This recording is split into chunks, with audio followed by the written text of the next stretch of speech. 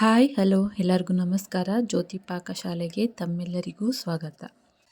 ನಾನು ಈ ದಿನ ಒಂದೊಳ್ಳೆ ಬ್ರೇಕ್ಫಾಸ್ಟ್ ರೆಸಿಪಿ ಅಥವಾ ಲಂಚ್ ಬಾಕ್ಸ್ ರೆಸಿಪಿ ಆಲೂ ದೋಸೆ ಮಾಡುವ ವಿಧಾನ ತೋರಿಸಲಿಕ್ಕೆ ಬಂದಿದ್ದೇನೆ. ತುಂಬಾ ರುಚಿಕರವಾದಂತಹ ಹಾಗೂ ಆರೋಗ್ಯಕರವಾದಂತಹ ಆಲೂ ದೋಸೆ ಮಾಡುವುದು ಹೇಗೆ ಅಂತ ನೋಡೋಣ ಬನ್ನಿ. ನಾನಿಲ್ಲಿ ಒಂದು ಆಲೂಗಡ್ಡೆನ ತಗೊಂಡಿದ್ದೀನಿ.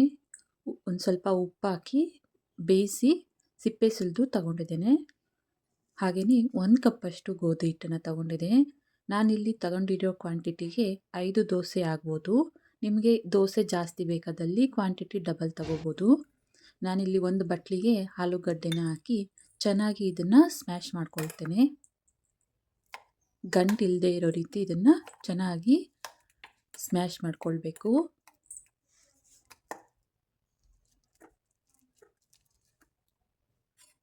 ನೋಡಿ, ಆಲೂಗಡ್ಡೆನ ಚೆನ್ನಾಗಿ ಸ್ಮ್ಯಾಶ್ ಮಾಡ್ಕೊಂಡಿದ್ದಾಯಿತು. ಈಗ ಇದಕ್ಕೆ ಗೋಧಿ ಹಿಟ್ಟನ್ನು ಸೇರಿಸ್ಕೊಳ್ತೇನೆ. ಹಾಗೆಯೇ ಒಂದು ಈರುಳ್ಳಿನ ಸಣ್ಣದಾಗಿ ಕಟ್ ಮಾಡ್ಕೊಂಡಿರೋದನ್ನು ಸೇರಿಸ್ಕೊಳ್ತೇನೆ. ಹಾಗೆಯೇ ಸ್ವಲ್ಪ ಕೊತ್ತಂಬರಿ ಸೊಪ್ಪನ್ನ ಸಣ್ಣದಾಗಿ ಕಟ್ ಮಾಡಿಕೊಂಡು ಸೇರಿಸ್ಕೊಳ್ತೇನೆ. ಹಾಗೆ ಕರಿಬೇವನ್ನ ಸ್ವಲ್ಪ ಕಟ್ ಮಾಡಿಕೊಂಡು ಹಾಕ್ಕೊಳ್ತಾ ಇದ್ದೇನೆ. ಹಾಗೆ ಒಂದೇ ಒಂದು ಹಸಿಮೆಣಸಿನ್ಕಾಯಿನ ಸಣ್ಣದಾಗಿ ಕಟ್ ಮಾಡಿಕೊಂಡು ಸೇರಿಸ್ಕೊಳ್ತೇನೆ. ಹಾಗೆ ಚಿಕ್ಕದಾದಂತಹ ಒಂದು ಕ್ಯಾರೆಟ್ನ ಸಣ್ಣದಾಗಿ ತುರಿದು ಸೇರಿಸ್ಕೊಳ್ತಾ ಇದ್ದೇನೆ. ಹಾಗೆಯೇ ಇದಕ್ಕೆ ಒಂದು 1/4 ಟೀ ಸ್ಪೂನಷ್ಟು ಅರಿಶಿನ ಸೇರಿಸ್ಕೊಳ್ತೇನೆ.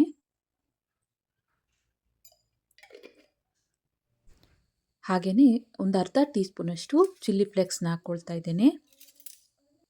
ಹಾಗೆಯೇ 1/4 ಟೀ ಸ್ಪೂನಷ್ಟು ಗರಂ ಮಸಾಲಾನ ಹಾಕ್ಕೊಳ್ತೇನೆ.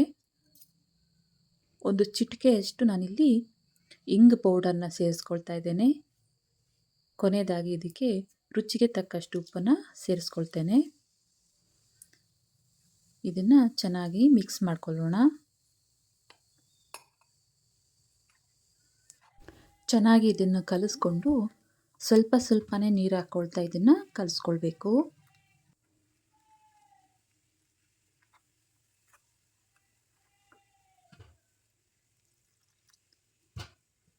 ದೋಸೆ ಹಿಟ್ಟಿನ ಅದಕ್ಕೆ ಇದನ್ನು ಸ್ವಲ್ಪ ಸ್ವಲ್ಪನೇ ನೀರು ಹಾಕ್ಕೊಳ್ತಾ ಕಲಿಸ್ಕೊಳ್ಬೇಕು.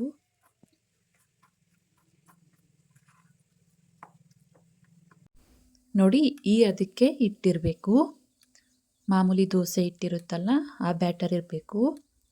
ಹಿಟ್ಟನ್ನು ಕಲಿಸ್ಕೊಂಡಿದ್ದಾಯಿತು. ನಾನಿಲ್ಲಿ ಗ್ಯಾಸ್ ಮೇಲೆ ತವಾ ಕಾಯಲು ಇಕ್ಕಿದ್ದೆ.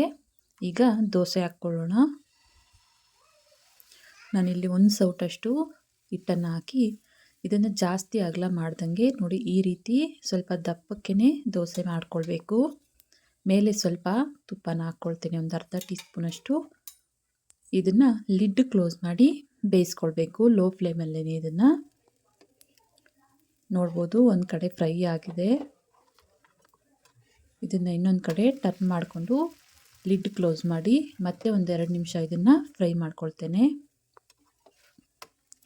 ನೋಡ್ಬೋದು, ಆಲೂ ದೋಸೆ ರೆಡಿ ಆಯಿತು. ಇದನ್ನು ಪ್ಲೇಟ್ಗೆ ತೆಗೆದುಕೊಳ್ತೇನೆ. ಅದೇ ರೀತಿಯಾಗಿ ಇನ್ನೊಂದು ದೋಸೆನ ಹಾಕ್ಕೊಳ್ತೇನೆ.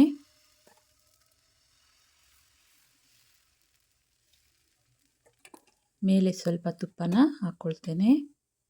ತುಪ್ಪ ಅಥವಾ ಎಣ್ಣೆ ಯಾವ್ದು ಬೇಕಾದರೂ ಬಳಸ್ಬೋದು. ಲಿಡ್ ಕ್ಲೋಸ್ ಮಾಡಿ ಇದನ್ನು ಬೇಯಿಸ್ಕೊಳ್ಳೋಣ. ಒಂದು ಕಡೆ ಫ್ರೈ ಆದ ನಂತರ ಟರ್ನ್ ಮಾಡಿಕೊಂಡು ಇನ್ನೊಂದು ಕಡೆ ಇದನ್ನು ಬೇಯಿಸ್ಕೊಳ್ಳೋಣ.